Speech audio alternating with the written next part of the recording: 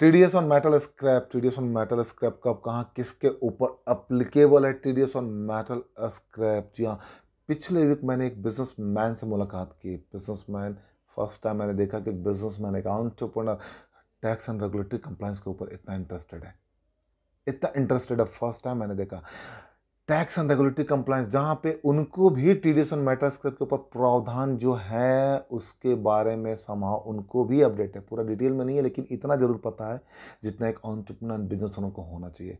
And I was so happy कि एक entrepreneur business owner अपने बिजनेस के ऊपर टैक्स एंड रेगुलेटरी कंप्लायंस के ऊपर फोकस कर रहा है। ये बहुत इंपॉर्टेंट है, बहुत बड़ी बात है। तो as an entrepreneur, as a business owner, आप कहाँ पे लैंड कर रहे हैं?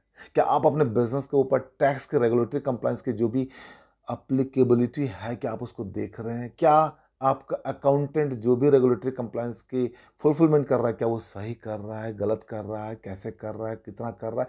ये आपको भी ध्यान देने की ज़रूरत है। Particularly in small medium sector के जो भी एंटरप्रेन्योर बिजनेस ओनर है, इनको ध्यान देने की ज़रूरत है। अगर आपका धंधा, आपका बिजनेस अगर micro, small and medium category के अंदर कवर्ड है, तो as an entrepreneur, as a business owner, आप भी अपने बिजनेस के ऊपर फोकस कीजिए। बिजनेस में रेगुलेटरी कंप्लायंसेस के ऊपर फोकस कीजिए। टीडीएस ऑन मेटल स्क्रैप बहुत इंपॉर्टेंट प्रावधान है। किसके ऊपर अप्लीकेबल है, कब अप्लीकेबल है, कितना अप्लीकेबल है, कहां अप्लीकेबल है, इस मुद्दों के ऊपर मैं डिस्कस करने वाला हूं। बहुत इंपॉर्टेंट वीडियो को लाइक करना, एंड तक देखना, लोगों तक पहुंचाना, और साथ ही साथ सब्सक्राइब जरूर करना, बिकॉज मैं हर तरह का कंटेंट आपके लिए लेकर के आता हूं, आपके बिजनेस के ऊपर लेकर के आता हूं। आपके बिजनेस के ऊपर जो भी प्रावधान अप्लीकेबल है, प्रोविजंस अप्लीकेबल है, उन सारे के ऊपर मैं एक वीडियो लेकर के आता हूं।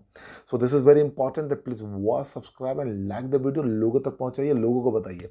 बहरहाल, टीडीएस ऑन मेटल स्क्रैप किसके ऊपर, कब, कहां, कैसे अप्लीकेबल है? टीडीएस ऑन मेटल स्क्रैप बी2बी बिजनेस के ऊपर, बिजनेस टू बिजनेस, यानी रजिस्टर्ड टू रजिस्टर्ड, दोनों पार्टी रजिस्टर्ड है, मेटल स्क्रैप के ऊपर डील करते हैं। टीडीएस का प्रोविजन अप्लीकेबल हो जाएगा। कब से अप्लीकेबल है? 10 अक्टूबर 2024 से। 10 अक्टूबर 2024 से ऑलरेडी इंप्लीमेंट हो चुका है, अप्लाई हो चुका है, यानी फर्स्ट इसका जो 10 नवंबर इनका फर्स्ट रिटर्न जा भी चुका है।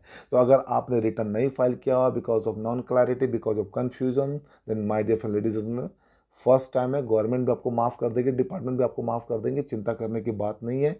आप माइक्रो, स्मॉल, मीडियम में हैं तो आपके ऊपर गवर्नमेंट भी रियायत कर देगी, डिपार्टमेंट भी रियायत कर देगी। इस वीडियो को देखिए, जो भी आपकी प्रोविजंस में प्रॉब्लम्स होती है, कन्फ्यूजन होती है, आप कमेंट बॉक्स में ज़रूर डालें। बहुत इंपॉर्टेंट प्रोविजन है।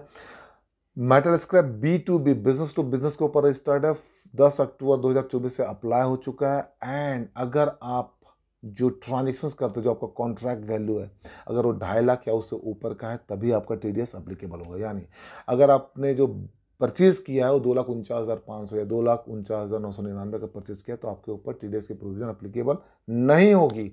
2.5 लाख या उससे ऊपर का अगर आप ट्रांजेक्शन करते हैं, कॉन्ट्रैक्ट वैल्यू आपका होगा, मतलब पर कॉन्ट्रैक्ट वैल्यू पर ट्रांजेक्शन के ऊपर आपका कटेगा। फॉर एग्जाम्पल, लेट सपोज आपने 20 लाख का एक कॉन्ट्रैक्ट कोई साइन किया हुआ है, राइट, जो पूरा साल में आप माल परचेज करेंगे, 20 लाख का कॉन्ट्रैक्ट वैल्यू, 20 लाख का परचेज ऑर्डर आपने बना लिया, राइट। लेकिन जो आप बाई करते हैं मटेरियल, कभी 1.5 लाख का, कभी 2 लाख का, कभी 2.5 लाख का, कभी 5 लाख का, इस स्थिति में आप क्या करेंगे? आपका कॉन्ट्रैक्ट का वैल्यू 20 लाख रुपीस का, तो यहाँ पे हर ट्रांजेक्शन के ऊपर टीडीएस अप्लीकेबल हो जाएगा। अगर आप 1 लाख का भी मटेरियल परचेज करेंगे ना, तो आपको टीडीएस डिडक्ट करना पड़ेगा और टीडीएस जमा करना पड़ेगा। तो यहाँ पे कॉन्ट्रैक्ट वैल्यूज की बात करती है कि अगर आपका कॉन्ट्रैक्ट का वैल्यू 2.5 लाख या उससे ऊपर है, तो आपको टीडीएस काटना पड़ेगा। अब टीडीएस कितना परसेंट? तो टीडीएस आपका जो है, इस पर 2% का प्रावधान है, 2% टीडीएस आपको काटना है। अगर आपका विद इन द स्टेट आपने परचेज किया हुआ है, राइट, हरियाणा टू हरियाणा अगर परचेज किया हुआ है, तो आपको 1% सेंट्रल टैक्स, 1% स्टेट टैक्स आपको डिडक्ट करना है। और अगर आपने इंटर स्टेट परचेज किया हुआ है, तो आपको 2% आईजीएसटी डिडक्ट करना है। अब ये टैक्स तो आपने डिडक्ट कर लिया, इसको जमा कैसे करेंगे? तो my different ladies and gentleman, सबसे पहले जीएसटी में रजिस्ट्रेशन, आई मीन जो आपका टीडीएस जो आप डिडक्ट करोगे, इसका रजिस्ट्रेशन कराने के लिए आपको जो है जीएसटी REG 07 आपको फाइल करनी है। मतलब आप इसको पहले रजिस्टर्ड कराए, जैसे आप जीएसटी में रजिस्टर्ड हुए हैं ना, वैसे एक सेपरेट रजिस्ट्रेशन आपको लेना पड़ेगा। और इसका फॉर्म जो है आपका है GST REG 07। जब आपका फॉर्म या अप्रूव हो जाएगा, तो आपको भी इसमें एक लॉगिन आईडी पासवर्ड मिलेगा, राइट। और उसके थ्रू आप इस पर GSTR 7 आपको फाइल करना है। GSTR 7 आपको हर मंथ के 10 तारीख से पहले, 10 तारीख या उससे पहले आपको फाइल करनी है। यानी अगर मैं अक्टूबर की बात करूं, राइट, 10 अक्टूबर से इम्प्लीमेंट हुआ है, तो अभी जो नवंबर का पीरियड का आएगा, नवंबर का पीरियड का जो आएगा वो आपका जो है 10 दिसंबर या उससे पहले आपको फाइल करनी है आपको, या अगर अक्टूबर का अगर है तो वो 10 नवंबर या उससे पहले फाइल करनी है, क्योंकि 10 अक्टूबर को अगर आया हुआ है ये, तो इसमें जीएसटी पोर्टल में अगर आप जाते हैं तो आपको वहाँ पे भी अक्टूबर का पीरियड नहीं दिखता है, वहाँ पे आपको नवंबर का पीरियड दिखता है। तो 10 अक्टूबर या उसके बाद से जो भी ट्रांजेक्शन आपने किया हुआ है उसका सारा टीडीएस आपको 10 दिसंबर को जमा करना पड़ेगा, 10 दिसंबर या उससे पहले आपको जमा करना पड़ेगा। और ये टीडीएस आप जो जमा करेंगे ये आपको कैश लेजर में दिखेगा, यानी जो भी टीडीएस डिडक्ट कर रहे हैं, ठीक है, तो टीडीएस डिडक्ट करके आप पे कर रहे हैं, राइट, बीइंग ए बायर आपने डिडक्ट किया, तो जो सेलर है, जो सप्लायर है, उसके कैश लेजर में वो टीडीएस का अमाउंट दिखेगा, कितना टीडीएस का क्रेडिट आया हुआ है। इसका सर्टिफिकेट भी ऑटोमेटिक हाथ के हाथ जनरेट होगा, जैसे आपका टीडीएस का सर्टिफिकेट जनरेट होता है ना, टीडीएस फॉर्म 16 फॉर्म 16A, उसी तरीके से इसमें भी आपका टीडीएस का सर्टिफिकेट जनरेट होगा, वो जीएसटीआर 7A। जैसे भी आप टीडीएस डेट किए, आपने जमा कर दिया, आपका सर्टिफिकेट जनरेट हो जाएगा।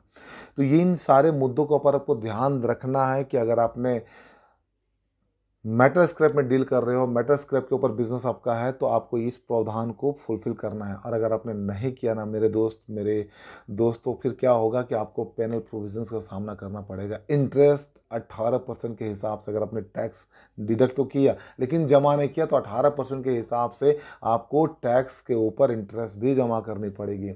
और 18% पर मंथ है नहीं, पर एनम है, तो आपको जितने नंबर ऑफ डेज हो गए उसको आपको कैलकुलेट करके जमा करना पड़ेगा।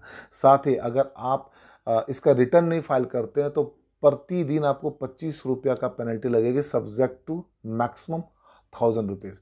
तो आपको अगर जितने दिन डिले करेंगे, 10 तारीख का रिटर्न था, आपने 15 को किया, तो 25 रुपया के हिसाब से 5 दिन का आपका जो है वो कहीं ना कहीं आपको पेनल प्रोविजंस है, छोटा सा अमाउंट है बट ये पेनल प्रोविजंस भी आपके ऊपर अप्लीकेबल होगा। तो ये टीडीएस ऑन मेटल स्क्रैप के ऊपर ये बहुत ही इंपॉर्टेंट इन्फॉर्मेशन था, ऑलरेडी आ चुका है, पीछे मैंने भी वीडियो बनाए हुए, एक छोटा सा मैंने अपडेट देने के लिए वीडियो फिर से मैंने बनाया आपके लिए। आरसीएम भी इसके ऊपर है, अगर अनरजिस्टर्ड पार्टी से अगर आप माल परचेज करते हो तो बीइंग ए रेसिपिएंट आपको आरसीएम 18% उस पर काट करके जमा करना पड़ेगा, और जब आप इसको जमा करेंगे तो उसका आप इनपुट टैक्स क्रेडिट भी ले सकते हैं।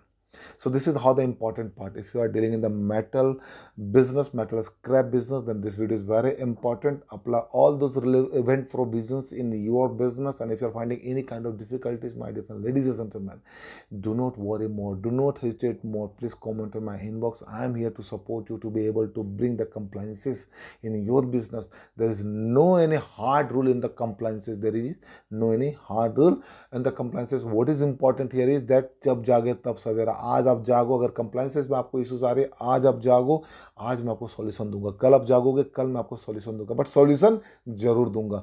आज दूं या कल दूं, लेकिन सॉल्यूशन मैं आपके पास लेकर के जरूर आऊंगा। This is how the important part here is.